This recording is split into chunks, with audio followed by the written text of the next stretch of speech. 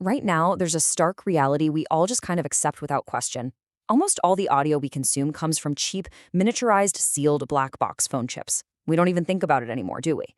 It's just the default state of how our brains have been trained to process sound in the modern era. But contrast that highly disposable, glued together convenience with the frankly absurd reality of extreme high-end audio. In this space, enthusiasts and elite collectors obsess over massive, discrete component monoliths from the 1980s. They completely shun the digital black box for something entirely different, something fiercely physical.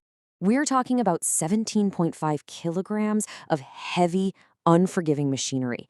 And it's not just empty weight designed to look impressive on a shelf.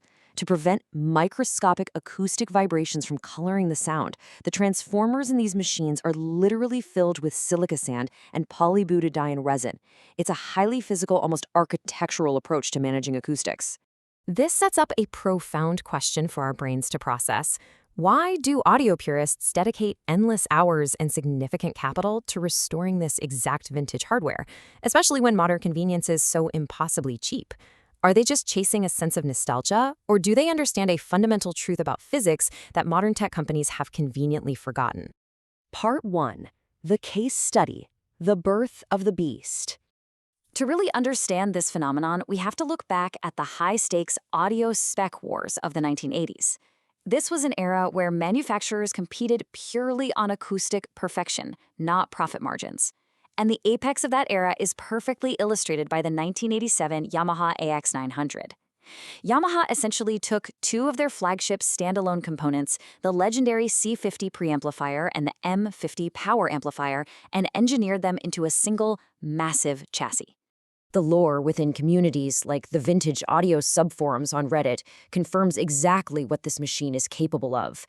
Owners affectionately, and sometimes very cautiously, dub it the Beast. It's an absolute unit that unleashes such sheer, effortless acoustic force into a room that it routinely earns the hatred of neighbors. Instead of compromising to save a few dollars or shrink the footprint, Yamaha's engineers solved acoustic limitations by simply brute forcing the problem. They delivered an immense 130 watts of continuous power per channel.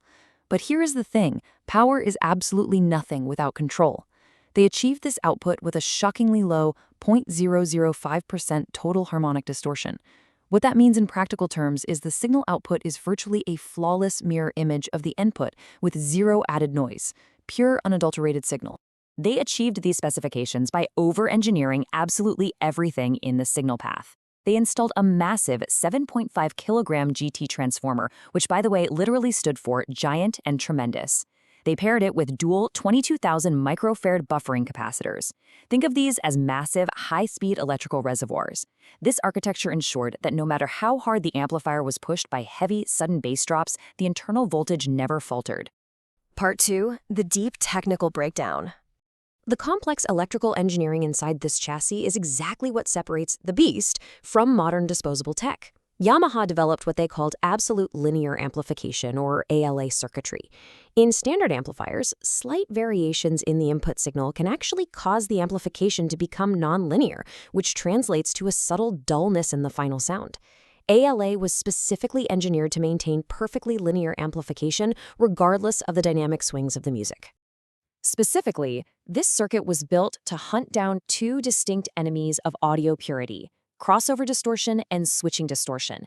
Think of crossover distortion like a microscopic electrical glitch, a slight hesitation that happens when an audio signal transitions between the positive and negative sides of a push-pull amplifier.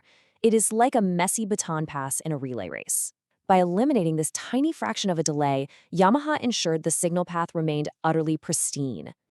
So how does this translate to real-world listening? Well, when we look at dynamic power handling, pure physics takes over. At a standard 8-ohm load, it outputs a highly respectable 180 watts. But look what happens as the electrical resistance drops. At 4 ohms, it pushes 320 watts. At 2 ohms, 440 watts. It can even handle a brutal 1-ohm load, delivering a staggering 520 watts of dynamic power. To put that into perspective, most modern consumer amplifiers would simply melt down or instantly trigger their protection circuits if you showed them a 1-ohm load. To preserve this immense, clean signal, the engineers implemented a CD direct switch. When you engage this, it physically bypasses the loudness, balance, and tone control circuits entirely. It routes the high-purity audio from your source through the absolute shortest possible electrical path, straight to the amplification stage. It's the audio equivalent of a straight pipe exhaust on a sports car. But operating discrete power transistors like a high-performance engine requires extreme thermal management. It's the unavoidable reality of analog physics. Over decades of heating up and cooling down, the tiny trimmer potentiometers that regulate the amplifier's idle current begin to drift, and eventually they fail. Real-world repair data from audio technician Jeho Rapaja shows exactly how this manifests on the bench. You'll often find a completely dead overheating channel. This is usually caused by a base bias, which is essentially the amplifier's electrical idle speed spiking up to a dangerous 6 on the multimeter. To bring it back to life, you have to systematically identify that dead channel, swap the malfunctioning trimmer potentiometers for modern high-precision units, replace any burned resistors, and carefully adjust that bias back down to a stable, cool 4.4 baseline. This breakdown reveals the elegant logic of the machine, an unbalanced bias between the opposing halves of the power stage.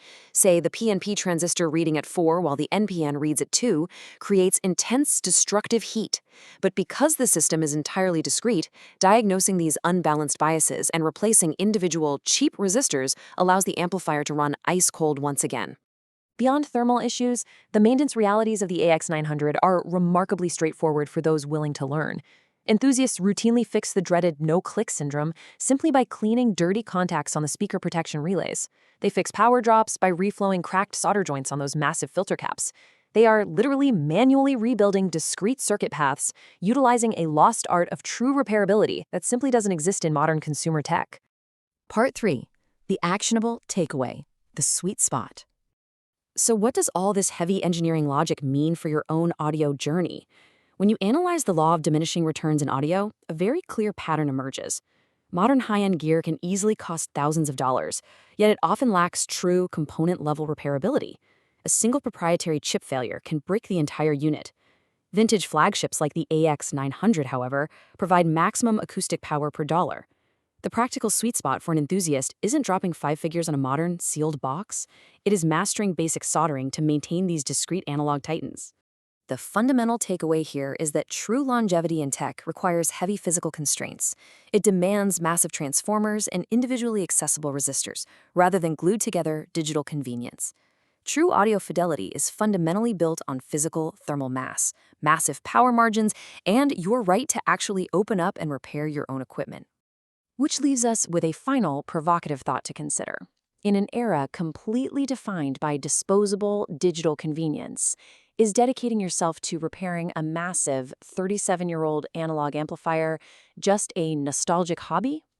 Or are we realizing that by upgrading to digital chips, we simply surrendered the sheer power and repairability that defined the true golden age of engineering? I'll leave that for you to decide.